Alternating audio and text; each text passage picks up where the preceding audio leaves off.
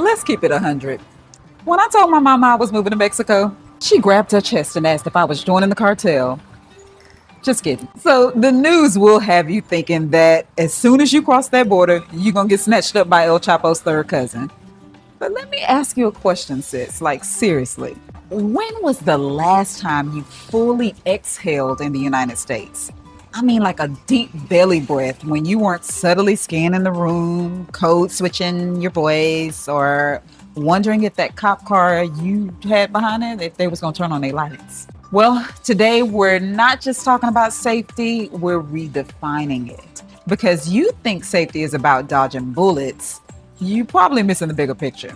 We're breaking down 6 data-driven reasons why Mexico might actually be the safest place for you to finally take that superwoman cape off. Let's get into it. Welcome back to Melanated in Mexico. Now, if you're new here, we talk about strategic relocation for the melanated community. We don't run away from America, but we do run towards sovereignty. Look, I'm not going to gaslight you today. Mexico has issues. It's a real country and not Disney World. There are places here I wouldn't go to at noon on a Sunday with a SWAT team. You know what I'm saying? But there is a massive difference between the violence you see on Netflix's Narcos and the daily reality of an expat living in Mérida, Mexico City, or Puerto Vallarta. So grab your tea or your tequila because I'm serving real facts today on safety here in Mexico. Reason number 1 why most sisters love living here is stress tax is abolished. Did you know that in the States, as a Black woman, you're taxed every single day? Not by the IRS, but by your nervous system. It's that low-level hum of anxiety. Am I too loud? Is my hair professional enough? Is this Karen gonna weaponize me with her tears in this Target parking lot? If you can relate, let me know so in the comments. This chronic stress is what I call stress tax, and science tells us that chronic stress kills us faster than anything. The American Psychological Association has mountains of data on weathering. It's how systemic racism literally ages our bodies faster and leads to higher rates of hypertension and death. You know what I'm saying?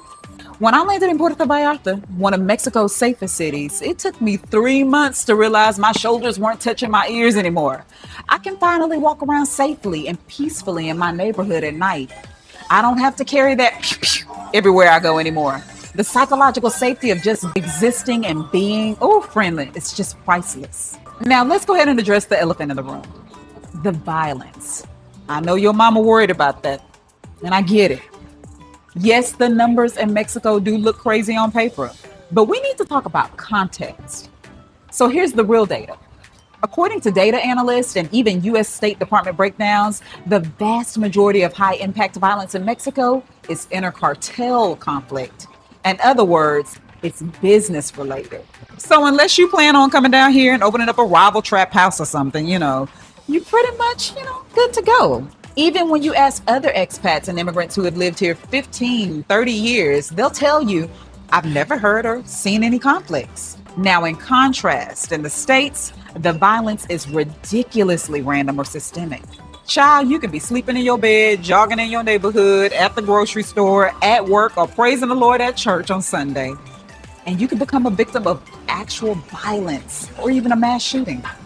You know I'm telling the sad truth. But here, the rule is simple. Don't buy drugs, don't sell drugs, and don't hang out with people who do drugs. If you stay in your lane, the lane is surprisingly clear. Now, you know what's unsafe? How about being one missed paycheck away from eviction? You know what else is unsafe? Staying in a sketchy neighborhood because it's all you can afford. Financial struggle is a safety hazard, but it really doesn't have to be. Reason number 3 why so many sisters are loving living here in Mexico, the cost of living is so much more reasonable. In fact, most American and Canadian retirees who move here reduce their cost of living by more than 50%. Yes, this means they don't have to be afraid of outliving their retirement like they would back in the States. This allows us to save more and enjoy more life. Oh, doesn't that sound nice? So when you're not drowning in bills, you make better decisions. You're not desperate. And a sister with options is always safer than a sister without them. Okay, so reason number 4, this one gets heavy, but we have to talk about it. Medical racism in the US is real and it's lethal for us. Now here's the real data. We already know the CDC stats on Black maternal mortality. We know the studies that show doctors often undertreat Black women's pain because of biases. Here's the T on Mexico. It has a two-tier system.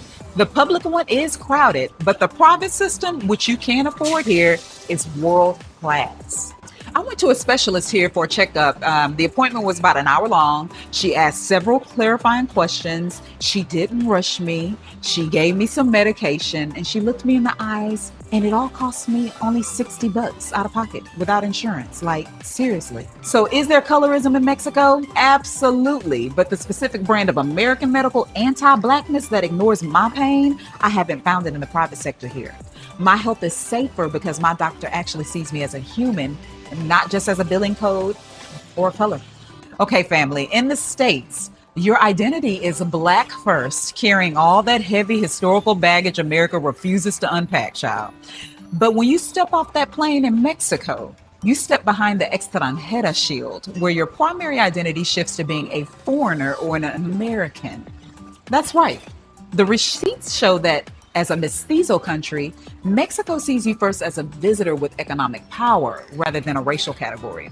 You move from being a marginalized other to an honored guest. And let me tell you, the hospitality hits different when you're celebrated instead of tolerated. Child, it is a spiritual relief just to be regular and manage a Pacific sunset instead of fighting for your humanity at the grocery store. And finally, reason number 6. If you think you're gonna be the only chocolate chip in the cookie, think again. Just look at the numbers.